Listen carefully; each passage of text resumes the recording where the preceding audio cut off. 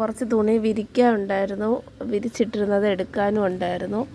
അപ്പോൾ അതിനെല്ലാം കൂടി പറക്കി ഒരു ബക്കറ്റ് വെച്ചിട്ട് അതിലുണ്ടായിരുന്ന തുണിയെ വിരിച്ചിട്ടു.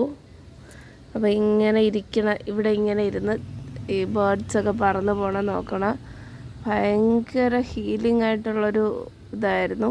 പണ്ടെനിക്ക് ഭയങ്കര മനസ്സിങ്ങനെ നിറഞ്ഞു വരും ഇവിടെ ഇങ്ങനെ ഇരിക്കുമ്പോൾ. ഇപ്പോൾ കുറച്ച് ടെൻഷനും കരിയറിനെ കുറിച്ചിട്ടുള്ള കുറച്ച് ഇതൊക്കെ ഉള്ളത് കൊണ്ട് അത്ര അങ്ങോട്ട് ഹാപ്പി അല്ല. പിന്നെ മനുഷ്യൻ എപ്പോഴും ഒന്നുപോലെ ഇരിക്കില്ലല്ലോ, നമുക്ക് ഇങ്ങനെ ഫീലിങ്സും മൂഡ് സ്വിങ്സും ഒക്കെ ഉണ്ടാവുമല്ലോ, അതുകൊണ്ട് കുഴപ്പമില്ല. എന്നാലും ഭയങ്കര ഹാപ്പിയാണ് ഞാൻ ഇവിടെ ഇരിക്കണം, എനിക്ക് ഭയങ്കര ഇഷ്ടമാണ്. ഇപ്പോൾ പിന്നെ ഈ ടാരോ റീഡിങ്ങും കാര്യങ്ങളൊക്കെ പഠിക്കണോണ്ട് പിന്നെ അധികം ഞാൻ വന്നിരിക്കാറില്ല. എന്നാലും എൻ്റെ ഒരു ഹാപ്പി സ്പേസ് ആണിത്, ഈ ടെറസ്. ഇവിടെ കുറേ ചെടിയൊക്കെ ഞാൻ വെച്ചിട്ടുണ്ടായിരുന്നു, അതിനെ ഞാൻ എടുത്ത് താഴെ തന്നെ കൊണ്ടുവച്ചു. ഇങ്ങനെ ബേർഡ്സൊക്കെ പറന്നു പോകണം, പ്രത്യേകിച്ച് കൊക്ക് പറന്നു പോകണം, ഭയങ്കര ഭംഗിയാണ്.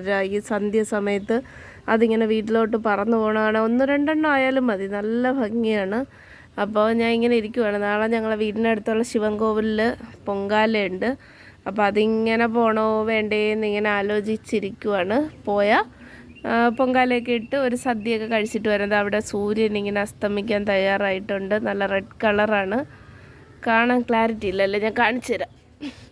അപ്പം ഞാൻ പോയി അതിന് വേണ്ടിയിട്ടുള്ള പൊങ്കാലയ്ക്ക് ഇട്ടുകൊണ്ടുള്ള തുണിയൊക്കെ നനയ്ക്കാൻ വാഷിംഗ് മെഷീനിൽ കൊണ്ടിട്ടിട്ട് ഞാൻ താഴെ പോയി ടാരോ ഒക്കെ പഠിച്ച് സീരിയലൊക്കെ കണ്ട് കുറച്ച് സ്ലോ ലിവിങ് ആണ്, കുഴപ്പമില്ല. ഫിനാൻഷ്യലി അത്ര സൗണ്ടല്ല, അതിൻ്റെ ചെറിയ ഇതേ ഉള്ളൂ.